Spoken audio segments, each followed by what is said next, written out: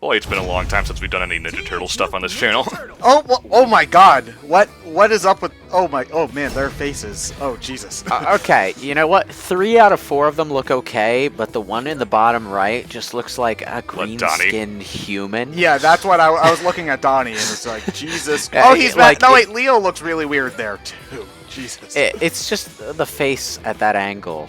It looks like they've got a human nose buried under their green skin. It's very odd. May I ask, was that intentional? Okay, let's go, everyone. What? I noticed Hey. your rankings from top to bottom spell out Was sass. No, not intentional. But for those wondering, this cutscene here only plays once you beat the tutorial mode. So I just edited it in.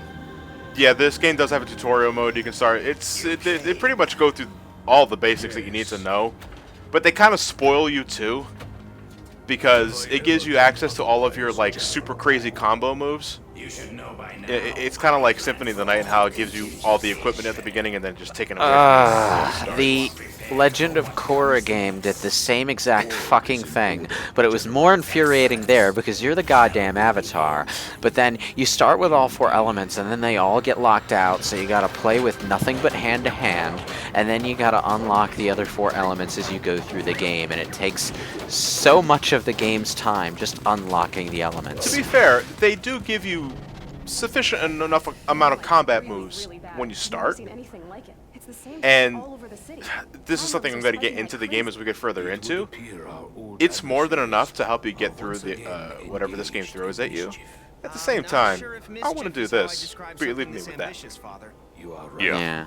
So is this based off of any specific Turtles incarnation, like the new show or the comics or something, or is it just The closest it looks like to the new cartoon show. Yeah, I would It's say it's not close to quite the same thing, but it's close enough. Yeah. Well, I guess that makes the most sense since it's still airing, if I remember correctly. I mean, that said, though, I mean, Ryan is right. It's been a very long time since we did anything turtle-related for this channel. And Ted, I don't even think you were involved in the last one. Not that I No, I don't think it care was. too much either. Okay, well, look, we can start there. I mean, what's your experience with TMNT? Like I think I saw maybe like 3 or 4 episodes of the 4-Kid show back in like the early 2000s, in between episodes of Sonic X and Kirby Right Back at Ya, and that's about it.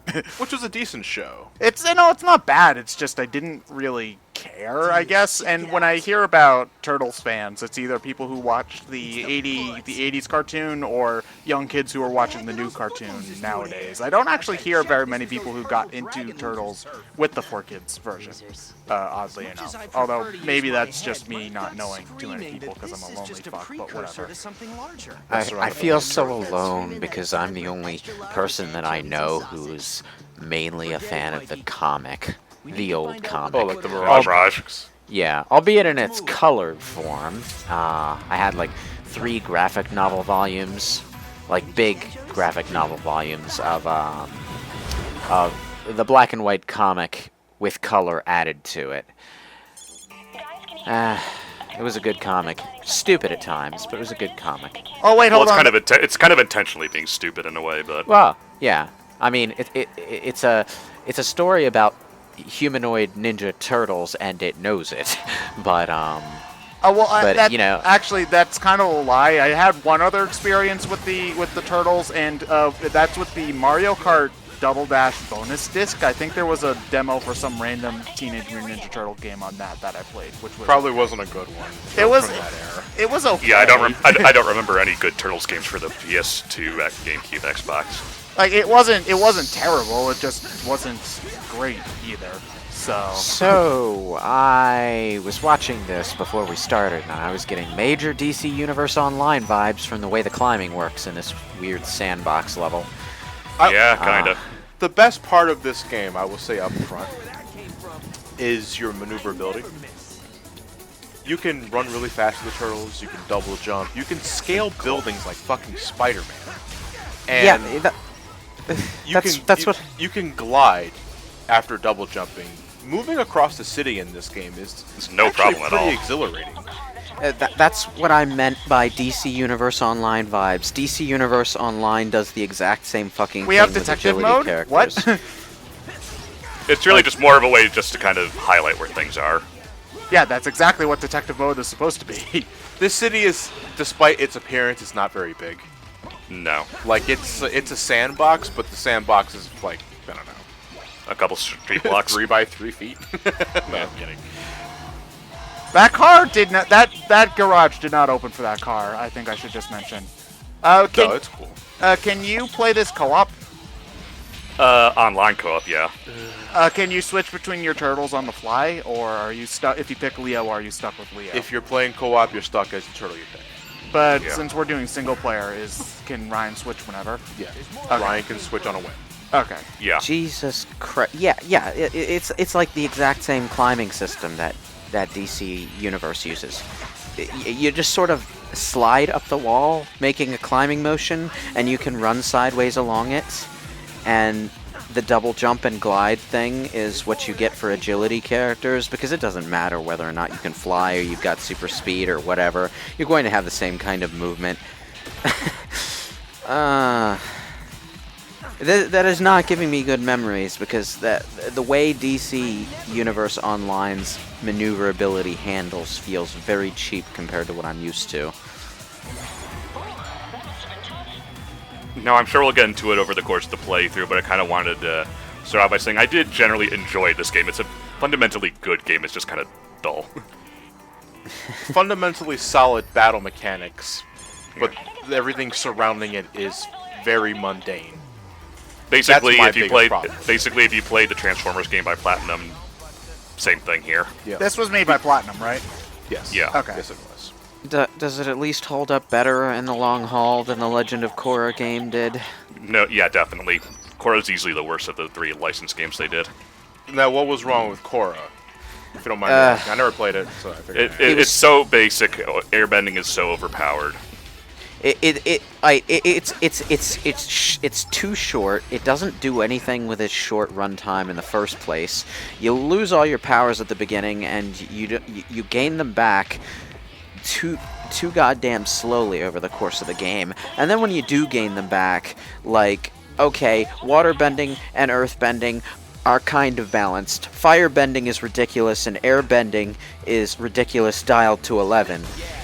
So by the end of the game, everything is stupidly easy, unless you dial up the difficulty, at which point the whole game is just unbalanced. Ugh. And the enemies are repetitive as fuck. That seems to be at the first. I mean, I know this is the very beginning of the game, but does this game fall into that same category? Because as far as I can tell, it's just kind of random foot soldiers. Okay, So I can far. already tell you that this game is already, within 5 minutes, better than the Legend of Korra game, because this game has a cast of characters. You know what was great about the Legend of Korra show? The cast of characters. Do you know what was awesome about the Legend of Korra video game? Nobody but Korra has a speaking role. Well, nobody but Korra and the lame-ass original villain they invented for the game. Genora does a little bit, but that's it. Oh, yeah, Genora does a little bit, of course, because we all liked Genora Whoa, at whoa, the end of whoa, whoa. Season 2. Hold on a second. Can you rail grind here? Yeah. Oh, follow me. Set Oh, me now- free. Now I'm getting Poor Man's Infamous vibes from this. Also, why do all these people have laundry lines open, but they don't have any laundry on them? It's very strange. Nighttime. Nobody can wash the laundry. They didn't have time to render individual bits of laundry, so they just left the lines No. out. That's logical. Hey, they had time Just to. don't want to do laundry at night, all right? They had time to program floating money, so you know it's This something. fucking foot soldier, right?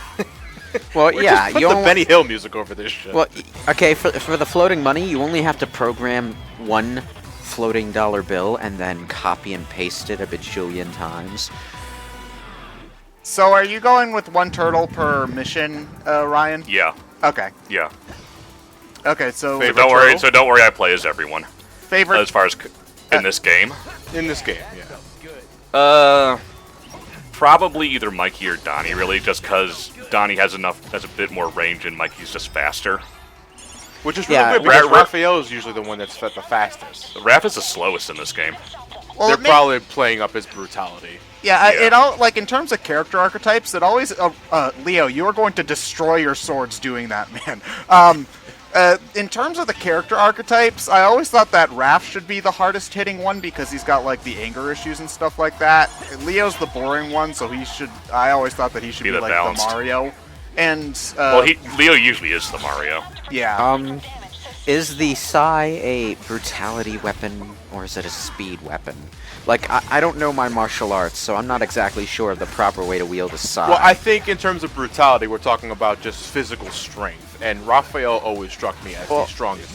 Yeah, physical strength is one thing, but if a weapon type is not geared toward physical strength, that means very, very little. Or you're using it wrong. Well, But if you're using it wrong, you're going to break it. Well, the weapons were designed. The weapons were all given to the turtles, so they'd have different things before each of them really had a distinct personality. But like 20 years later, Raphael is known as the really angry one. So being the one who does the most damage fits his personality the best, regardless of his weapon. Like in terms of character, like it's kind of weird because like normally you've got the fast but weak one, the normal one, and the slow but strong one. But there's 4 turtles, so like Donnie's always just kind of like he's got a stick, yeah. Donnie usually has the most reach, and depending on the game, probably a good amount of combo potential. Yeah, isn't he the most broken turtle in the original game, the NES one? In the 'cause he has NES the most- game, yeah, yes, because he pokes through things. Yeah, that too. He clips through fucking pretty Hey. much everything. Don't underestimate the damage you can do with a bow staff, okay? Oh, I've taken a shot of it to the head. I know what it feels like. Whoa! When did what? you get hit in the Share head that with the bow story. staff? It was a really long time ago. Were you, Johnny? Were you fighting the Ninja Turtles? Are you part of the No. Foot Clan, Johnny? No. Well, that would make sense. And I would love to say that, yes, I was cosplaying as a foot soldier. But no, we had a bow staff inside the house for a little bit, and kids being kids, whack. How long did it take for your Yeah. mom to get that shit out of there? I don't know if my parents ever found out. I kind of just sort of broke the thing in half afterwards and threw it away. Because that shit hurts. And two, something we were Okay, saying John's mom and earlier, dad, we need to show him this part. you know, one of the things I always found a little odd, especially in Turtles in Time, was that Michelangelo was the hardest hitting one. Yeah, that one just doesn't really make the most sense. I mean, don't get me But wrong. then I remember, yeah, you're probably going to say the same thing I was going to say. Have you ever taken a nunchuck to the face? Yeah, I actually did do karate lessons when I was really young, like in elementary school. And like one day, our sensei, his name was Sensei Bill. Sensei Bill? Sensei Bill, yes. He brought in like all of his cool weapons, and everybody wanted to play with the nunchucks, and nobody was allowed to play with the nunchucks because that's a lawsuit waiting to happen. So. Yeah, the nunchuck it's one of the weapons that's easiest to fuck up with. Alright. for obvious It's reasons. also, of the 4 turtles, it's probably the weapon you can deliver the most force with. Yeah. Well, yeah, it's a weight on a chain, so it swings a lot faster than, say, a stick that you're swinging. Because when you swing, it's swinging with the swing. And it sounds like a dance move when you say it that way. Well, it looks like a dance move when you do it, or at least Yeah. if you do it properly. I remember in Tekken, one of the Tekkens, I think it was Tag Tournament 2, like Forest Law and Martial Law, where like Forrest was watching Marshall do his nunchuck things, and he gets all like admiring Son and wants to do the same thing with him, so he's allowed to, and he winds up accidentally throwing it out the window and hitting someone's car with it. Now, one of the problems I have with this game in particular is everything surrounding the combat system. That's not to say the combat system also doesn't have its quirks, and I feel it the most with boss fights, because in single player, you're in control of all 4 turtles. Not at the same time, but you can switch on a dime. And you can kind of tell them what to do. That too. Boss fights are a mess. In terms They're too damn long. they go on forever, and it's just a mess what's happening on screen. You can barely see what's going on You- most of the you- time. yeah, there's no coordination. Like, the way that this fight is looking right now, this is Bebop or Rocksteady? Bebop, okay. Bebop really should not be able to do anything, because he's got 4 turtles repeatedly on his ass. He should just be on the floor in a fetal position, while the turtles, like, kick him into oblivion. So it doesn't look like it makes an awful lot of sense, I guess. I like how he's standing in the sky shooting. Yeah, this kind of just looks like a really cracked out Dragon Age battle. Like, if you couldn't control anything. I'm probably the only one who sees that because I'm the only one here who plays BioWare games. But Oh, I also noticed that he's got 7 goddamn health bars. Shit. Yeah. Every boss has 7 health bars for some reason, and when they get to about the third health bar left, they kind of go into a pinch mode. Yeah. And they're all damage sponges. Like, they will ignore combos, they will just soak up the damage just for the sake of hitting you. Just invincibility frames up the wazoo. Yeah. Which, not to say you don't have a way of dodging them, but you do have a dedicated dodge mechanic, as you would expect from a game from Platinum with combat and all that.